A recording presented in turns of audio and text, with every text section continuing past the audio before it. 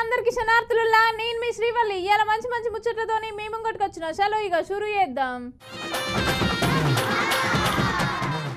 మా మలయ మామ అయితానన్నాడు వాళ్ళ అత్తగారింటికని పోయిండు. ఇక నిన్న ఆఫీస్కే రాలేదు. బిర్రుగా తాగుతాడు కావచ్చు. మరి ఇయాలన్నా వార్తలు పట్టుకొత్తడో లేదో ఇద్దాం. మామ ఓ మలయ మామ.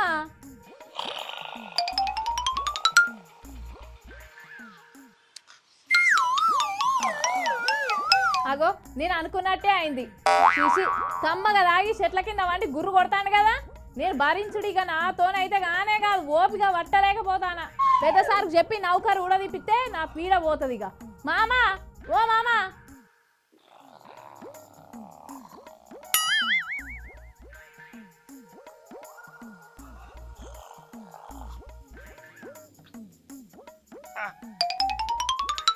ఏందే పోరి లొచ్చి మీద కాకి లెక్క ఊకే మావా మావా అని అర్థాను.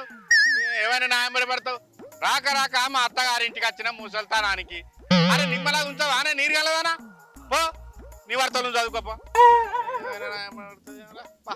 బంగారం వస్తుంటే నిద్ర ఎడగొచ్చింది. ఏడ దాపురం అయిందో నిలబట్టి దాపురం అయిందో నాయమ్మ. ఏంది నన్ను పో అని అంటాను, నువ్వు వార్తలు పట్టుకొస్తావా రావా?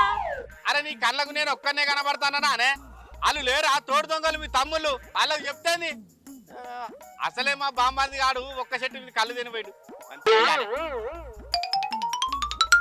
ఏమైనా తాగుడు మీదనే ఆలోచన. అత్త చీపురు కట్ట అందుకొని ఈపు సాపు చేసిన నువ్వైతే తాగుడు బంద్ చేస్తలేవైతే. అరే ఏం దాగనోడు ఎల్లకాలం బతుకుతానా అడే.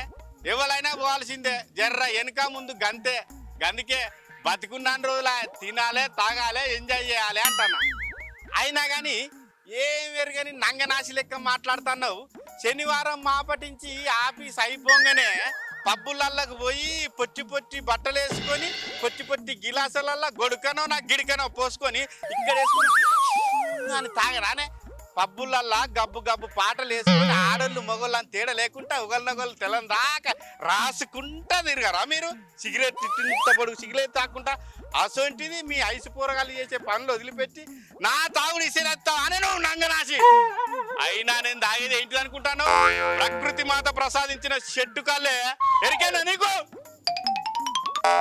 రోలని నింటే నువ్వు నన్నే తిడతాను అని అనుకుంటారు మామ.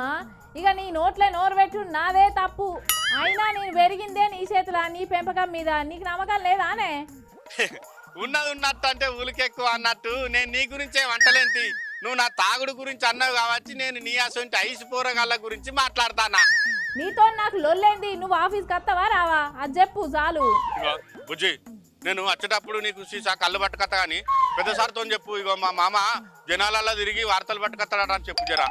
నువ్వు జీతం తీసుకునేది ఆఫీస్కి వచ్చి పని చేసేటందుకు, జనాలలో తిరిగేటందుకు కాదు. కావాలంటే అయితారన్నాడు సెలవు కాబట్టి ఇక నీ ఇష్టం. జనాలలో తిరుగుతావో తాగి తందనాలు ఆడతావో కానీ ఈడగా అన్ని నడవనే నడవాయి. ఖచ్చితంగా ఆఫీస్కి రావాలి. అత్తనే జీతం లేకుంటే తీసేస్తారు.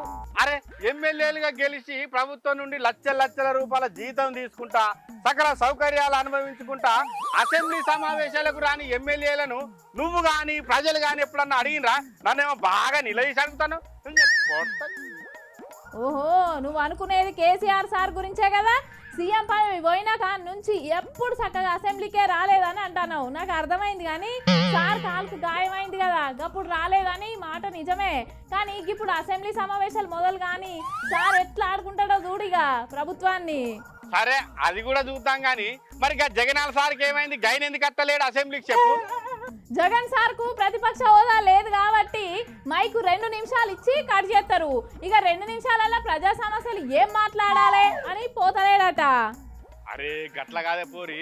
అయ్యన్న పాత్రుడు సారు స్పీకర్ సీట్లో కూర్చుంటాడు కదా. ఇక అసెంబ్లీకి పోతే జగనాల సారు ఆయనకు చేతులెత్తి దండం పెట్టాలి చెత్త అని పోతలేడట. వినాలనుకుంటాను. వాళ్ళ సంగతి జనం చూసుకుంటారు కానీ నీ సంగతి ఏందో చెప్పు ఫస్ట్. ఏంది జనం చూసుకుంటారు? మీకు ఓట్లేసి ఎమ్మెల్యే గెలిపిస్తే మీరు అసెంబ్లీ సమావేశాలలో పోయి అసెంబ్లీలో ప్రజా సమస్యలు ఎందుకు వినిపిస్తలేరు అని అడిగే దమ్ము జనాలకు ఉన్నదంటవా? 3 సార్లు అసెంబ్లీకి కనుక అటెండ్ కాకపోతే ఎమ్మెల్యే పదవి నుంచి ఊడవీకియాలి వీళ్ళని అడిగే దమ్ము జనాలకు ఉన్నదా? నీ గాళ్ళని అడిగే తెలియలేదు కానీ నీ అసొంటి నప్పదట్లది. నా అసొంటి ఒక్క రోజు కొలువుకు రాకపోతే బెదిరించి బిలాక్ మేలు చేసి బిర్యానీలు సమోసాలు తెప్పించుకుంటుంది. ఇవాళ ఒక్కరోజు జర మేనేజ్ చేయి, దండం పెడతా, రేపటి నుంచి అత్త కానీ. మా మల్లయ్య మామ చెప్పింది కూడా నిజమే కదా. ఎమ్మెల్యే గెలిచిందే ప్రజల సమస్యలు అసెంబ్లీలో ప్రభుత్వం దృష్టికి తీసుకుపోయేందుకు. మరి అసెంబ్లీ సమావేశాలకు పోనప్పుడు ఆ పదవి కూడా ఎందుకు రాజీనామా చేయక అని అనుకుంటున్నట 2 తెలుగు రాష్ట్రాలల్లో జనం.